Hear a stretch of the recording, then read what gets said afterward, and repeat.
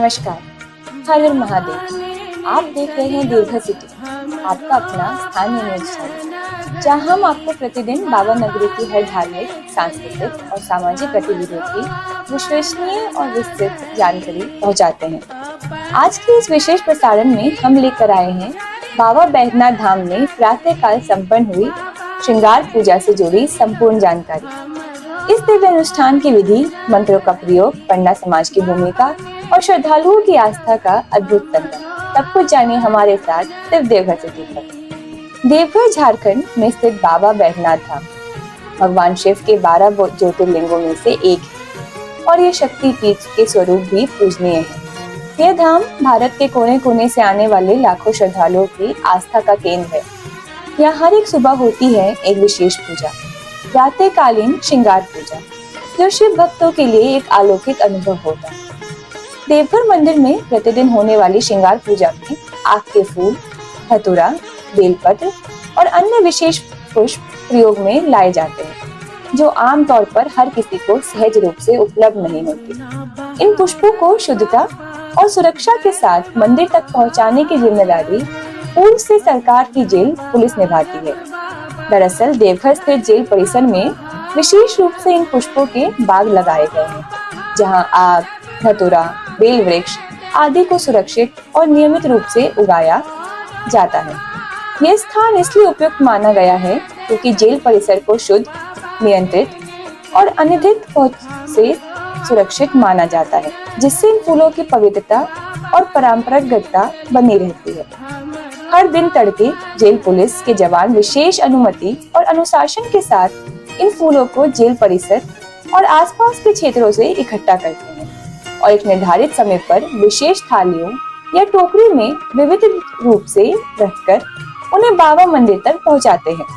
पुष्पों के लाने की ये प्रक्रिया अत्यंत श्रद्धा और अनुशासन के साथ होती है, मानो स्वयं बाबा को अर्पित की जाने वाली वस्तु को लेकर जा रहे हैं।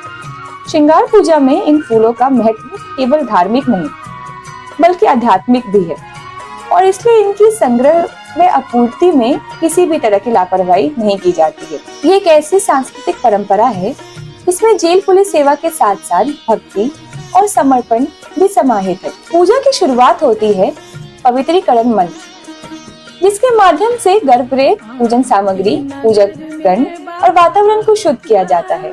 गंगा जल और गौमूत्र से पूरे गर्भगृह में छिड़काव कर पवित्रता सुनिश्चित की जाती है ताकि पूजा की ऊर्जा शुद्ध और सात्विक बनी रहे। इसके पश्चात होता है तीर्थ आवाहन मंत्र का पाठ, जिसमें गंगा जल में सभी पवित्र तीर्थों को दिव्यता को आह्वान किया जाता है। यह चरण इस विश्वास के साथ किया जाता है कि जब शिव को स्नान कराया जाए तो वह जल केवल भौतिक न रहकर समस्त तीर्थों की ऊर्जा का वाहक बन जाए। अब आरंभ होता है पूजा का अत्यंत महत्वपूर्ण भाग, पंचामृत स्नान, जिसमें बाबा को क्रमश दूध, दही, घी, शहद और गंगा जल से स्नान कराया जाता है। प्रत्येक द्रव्य चढ़ाने के समय ओम नमः शिवाय का जाप किया जाता है। साथ ही इस चरण में विशेष रूप से महामृत्युंजय मंत्र का उच्चारण भी किया जाता है, जो शिव की कृपा से जीवन, आरोग्यता और अमृत का प्रतीक माना जाता है। अभिषेक के पश्चात बाबा को गुलाब जल, केवड़ा जल, कस्तूरी युक्त जल और कभी कभी शंख जल से शुद्ध किया जाता है। फिर शुरू होता है श्रृंगार। बाबा के शिवलिंग स्वरूप पर सबसे पहले भस्म अर्पित की जाती है। वह शिव का प्रमुख अलंकार है। इसके पश्चात चंदन, सिंदूर और केसर का लेप लगाया जाता है। इस समय विशेष द्रव्य समर्पण मंत्र बोले जाते हैं। ओम बेलपत्र समर्पयामि, ओम पुष्प समर्पयामि, ओम धतुराई समर्पयामि, ओम चंदन समर्पयामि। फिर बाबा को अर्पित किए जाते हैं बेलपत्र, धतुरा, आक के फूल और नागफनी के पुष्प, जो सब शिव प्रिय माने जाते हैं। बाबा को फिर एक नए रेशमी वस्त्र, जनेऊ, मालाएं और फूलों की सजावट से अलंकृत किया जाता है। साथ ही मंदिर मंडप को भी फूलों, दीपों और धूप से सुशोभित किया जाता है। पूरे श्रृंगार काल में गर्भगृह में शिव स्तुति मंत्र तथा पंचाक्षरी मंत्र का उच्चारण किया जाता है, जिससे पूरा वातावरण शिवमय हो उठता है। यह मंत्र शिव को प्रसन्न करने के लिए अत्यंत प्रभावशाली माने जाते हैं। श्रृंगार पूजा होने के बाद दीप, धूप नैवेद्य और अक्षत अर्पित किए जाते हैं और फिर आरंभ होती है भक्ति से परिपूर्ण शिव आरती, जिसके साथ श्रद्धालु दर्शन के लिए भी तैयार हो जाते हैं। विशेष पर्वों, विशेषकर श्रावण मास, महाशिवरात्रि या अन्य उत्सव पर श्रृंगार पूजा में रुद्रपाठ और शिव तांडव स्तोत्र भी किया जाता है।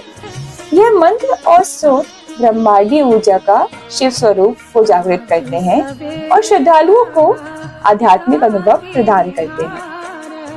श्रावण पूजा के पूर्ण होते ही बाबा बैद्यनाथ धाम देवघर में एक नया दिव्य वातावरण उत्पन्न होता है, जहां आस्था, भक्ति और उल्लास एक साथ उमड़ पड़ते हैं।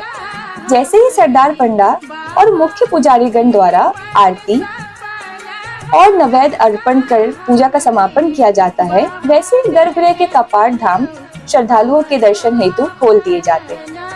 इस समय श्रद्धालु बड़ी श्रद्धा के साथ बाबा के श्रृंगारित दिव्य स्वरूप के दर्शन करते हैं, जिन्हें रेशमी वस्त्र, पुष्पमालाएं, चंदन भस्म और विशेष बेलपत्रों से सजाया गया होता है।